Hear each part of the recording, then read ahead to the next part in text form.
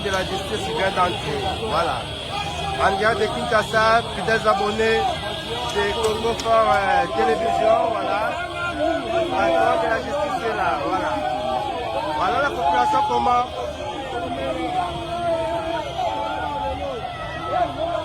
La population s'est chauffée. On accompagne les mines d'état de la justice Constant Moutamba. Waouh! On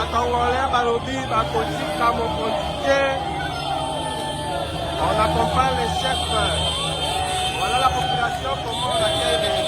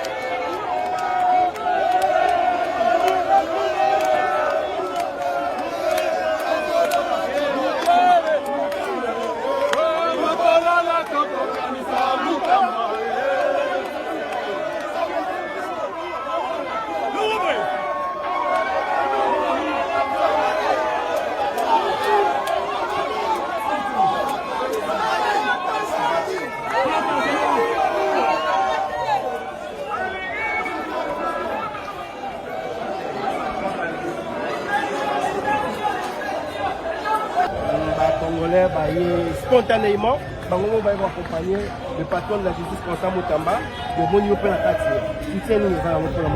D'abord, Ezali soutient la ministre de la Justice Kakati. C'est un appel à la conscience de la jeunesse congolaise. Le ministre de la Justice, aujourd'hui, c'est clairement établi qu'il fait objet d'un conflit des générations.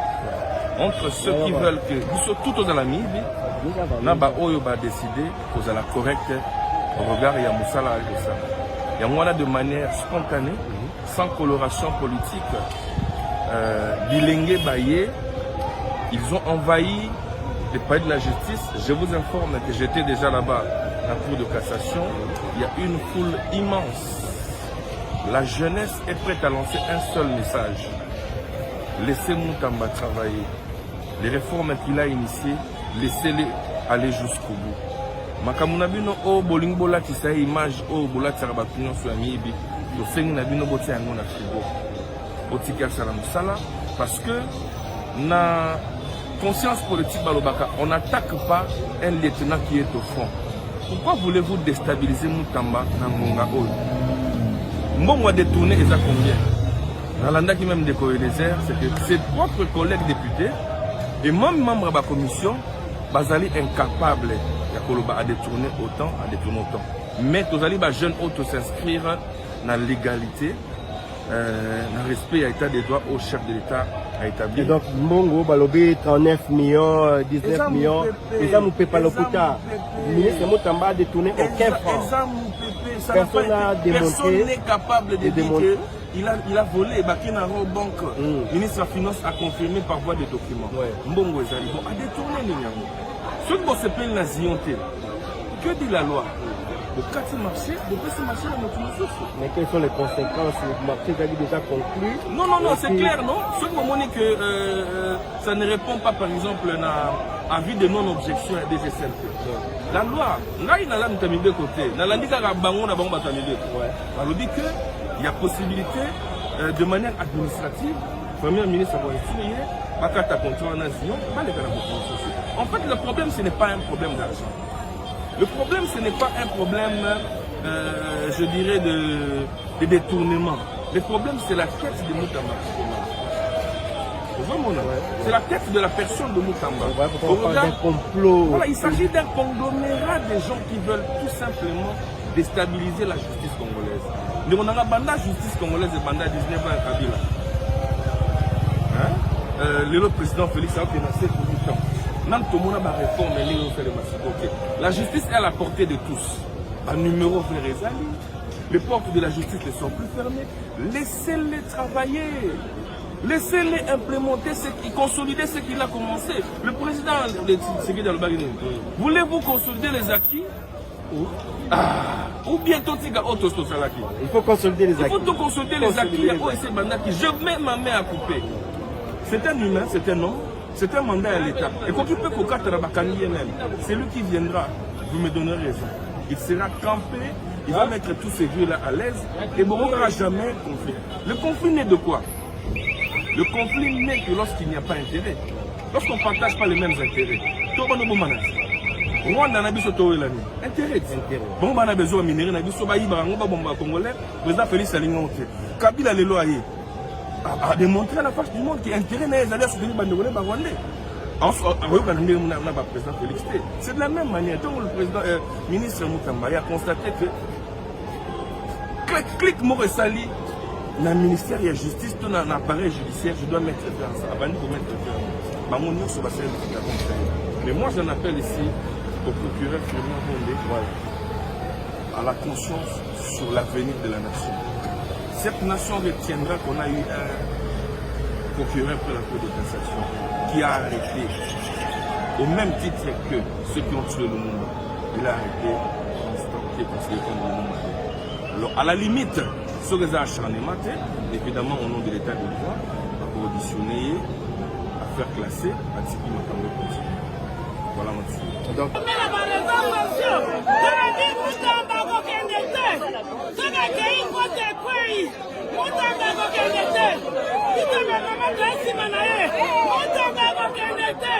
Oluki Moutamba, Oluki Banama, Oluki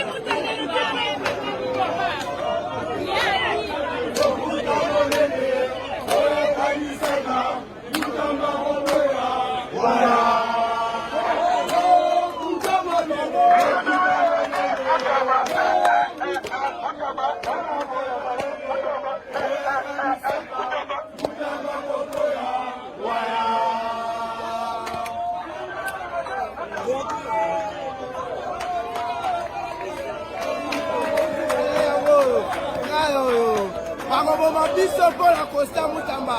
Ngai oyo biso bakombata ya Canada, bakombata ya Amerike, bakombata ya Belgique, bakombata ya France, tozasi bakosta Mutamba, oluki Mutamba luki bakombata biso tozala Faci, totalike mpona Faci ananebisa Mutamba, Faci ananebisa Constant Mutamba, tozasi bapresident Faci, tozasi tie Faci, sikoyo ananebisa Constant Mutamba, mutu moko ataka bundisa ye, mutu moko ataka bundisa ye. Nous sommes derrière l'espoir de la jeunesse. L'espoir de la jeunesse. Constant Mutamba. 100% derrière nous. Personne n'a droit d'humilier Mutamba. Mutamba, c'est l'espoir de la jeunesse congolaise. Nous sommes en train de dire ceci. Président Faci Liboso, Mutamba Nassima. Président Faci Liboso, Mutamba Nassima. Pona kokangami Libi.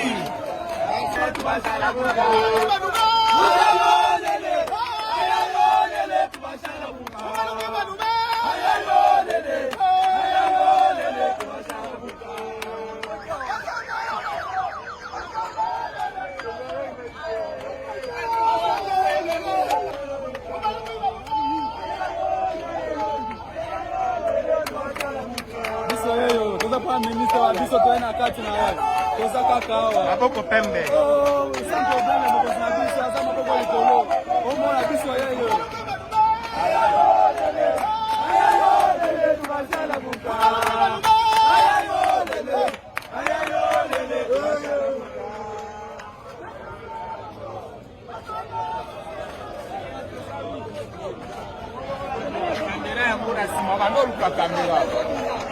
bonjour frère.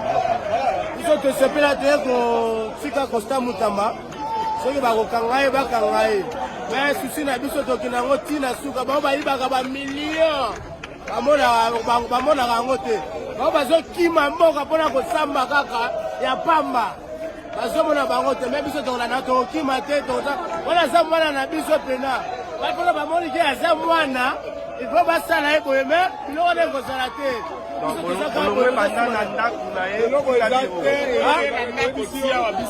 biso tolingaka ye apesaka biso eloko te me eloko asalaka yango nde biso tolingaka ye moto oyo azosala malamu jamais ezoba kolinga ye te yango nde mboka na biso ezobeba moto azosala malamu biso bagene tokotika ye te bapapa wana bazoluka bakwesa ye biso tokotombola ye kaka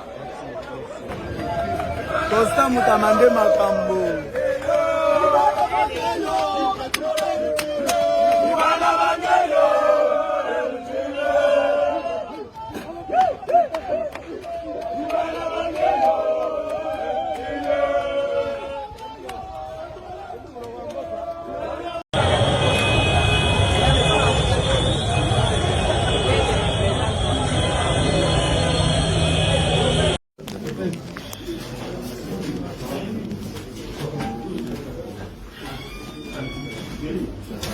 Hein?